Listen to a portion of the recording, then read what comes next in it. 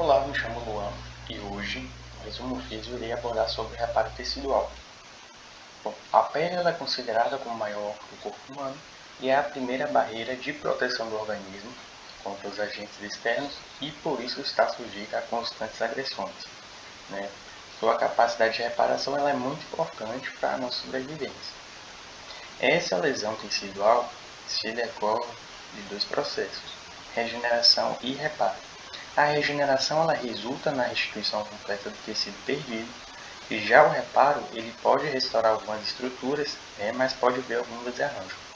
Os humanos têm essa capacidade de regeneração total, mas conforme o decorrer da vida, a fase adulta, eles tendem a perder essa capacidade. Com o rompimento tecidual, alguns componentes celulares do sistema imune, a cascata de coagulação e algumas vias inflamatórias, elas são estimuladas através das citocinas inflamatórias, como o fator de necrose tumoral, o TNF e a interleucina 1. O processo de reparação ele é dividido em fases, de limites não muito distintos, ou seja, elas são sobrepostas no tempo. As fases são a hemostasia, inflamação, proliferação e remodelação. A hemostasia é a fase primária, ela depende da atividade plaquetária e da cascata de coagulação, tendo início logo após o surgimento da ferida. E essas alterações que decorrem sobre as células endoteliais e a ruptura de alguns vasos fazem extravasar esse conteúdo que incitam os compostos vasoativos, a exemplo da norepinefrina. Ele promove uma vasoconstricção primária, visando diminuir a perda sanguínea para esse espaço extravascular, processo conhecido como a coagulação sanguínea. E ainda pode ocorrer uma vasodilatação secundária, que é provocada por substâncias como a serotonina e a prostaglandina. Uma cobertura primária é composta por profilina, coágulo, vai restabelecer essa homeostase e fornecer um ambiente para que as plaquetas secretem fator de crescimento e elementos de matriz extracelular, que vão participar desse processo de coagulação.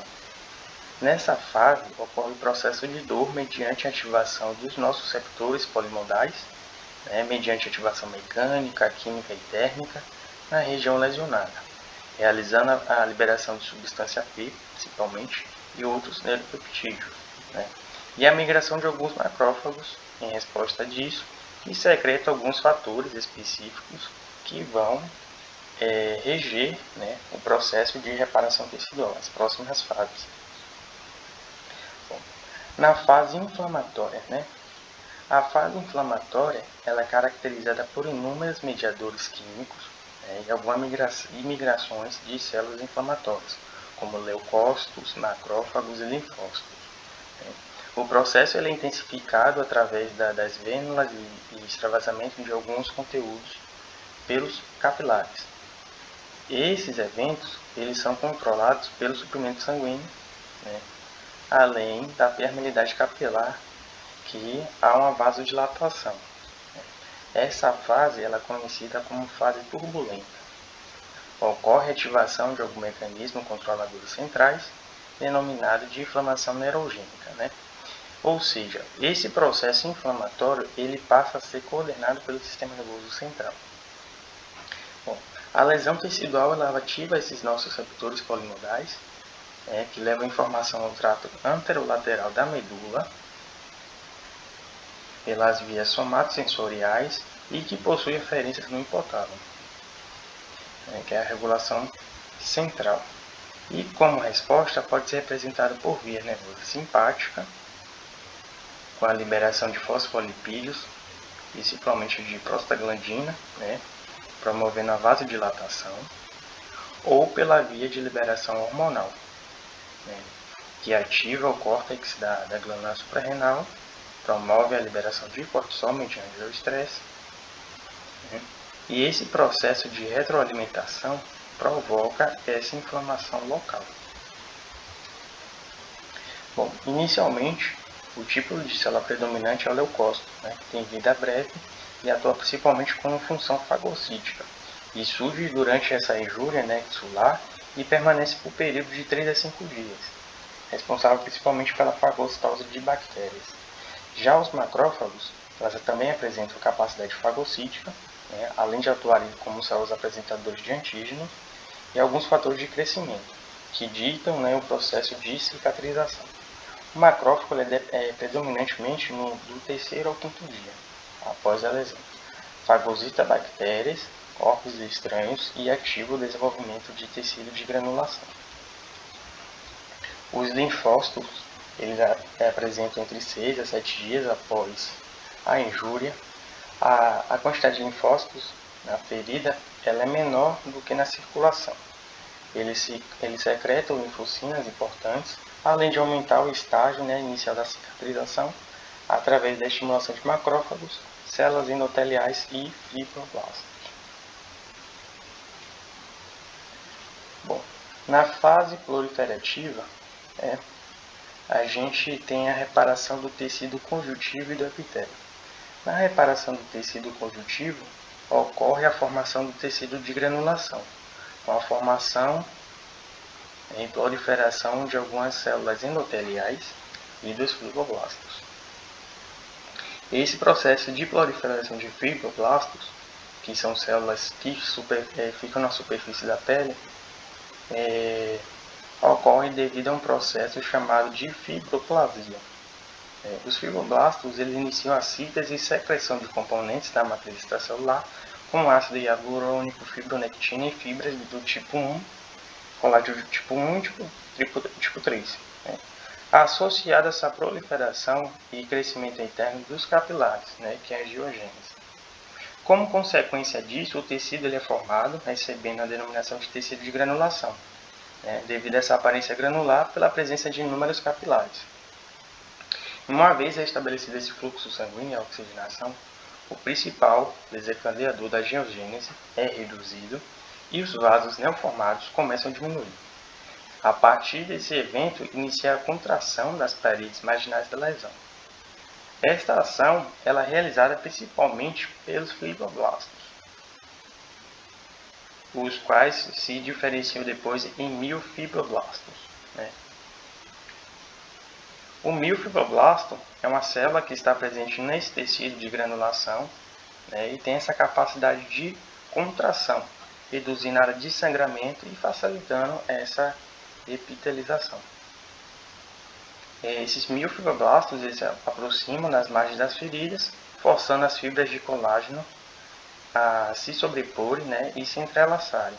E essa atividade contrátil é responsável pelo fechamento das feridas após as lesões. Ao final dessa fase ocorre a epitelização, etapa que leva ao fechamento da superfície da lesão e que é iniciada pela migração de células epiteliais, os queratinócitos, desde as margens dessa ferida. Bom,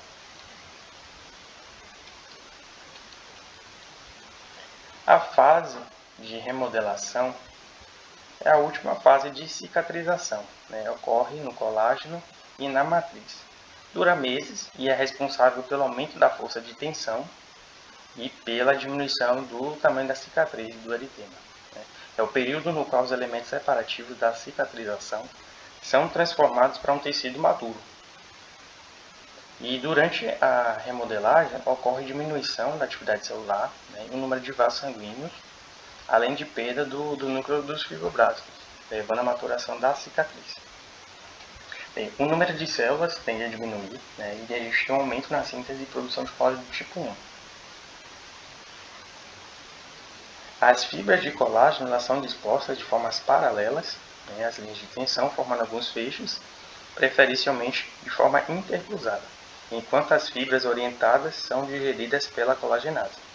O conteúdo da matriz extracelular ela diminui, aumenta essa agregação das fibras e gradativamente os feixes de fibras de colágeno tornam-se mais espessos, resultando em um tecido mais regular.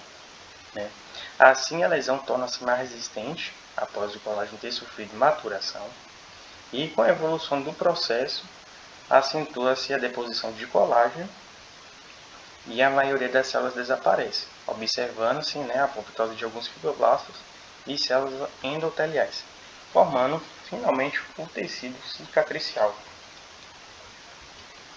Bom, com relação à aplicação da fisioterapia, né? A cicatrização ela nem sempre ocorre de forma perfeita.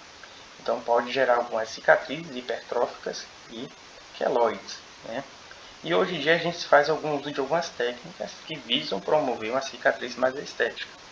Entre as técnicas fisioterapêuticas estão o ultrassom, né, no qual as ondas ultrassônicas são absorvidas pelo tecido, gerando aquecimento, auxiliando o processo de cicatrização, a laser terapia, que também promove o calor, além de aumentar, né, a produção de colágeno por meio de fotoestimulação, a massagem, e também promove o aquecimento da região e melhora a elasticidade do tecido, a terapia compressiva, que aumenta o retorno venoso, e a microcorrente, né, que aumenta a síntese de colágeno e proliferação de fibroblastos, e a LED-terapia, né, que atua como micróbios e substâncias inflamatórias e melhorando a síntese de ATP, colágeno e elastina. Bom, agradeço a atenção de todos. Curtem, compartilhem, comentem, tá? Obrigado e até uma próxima.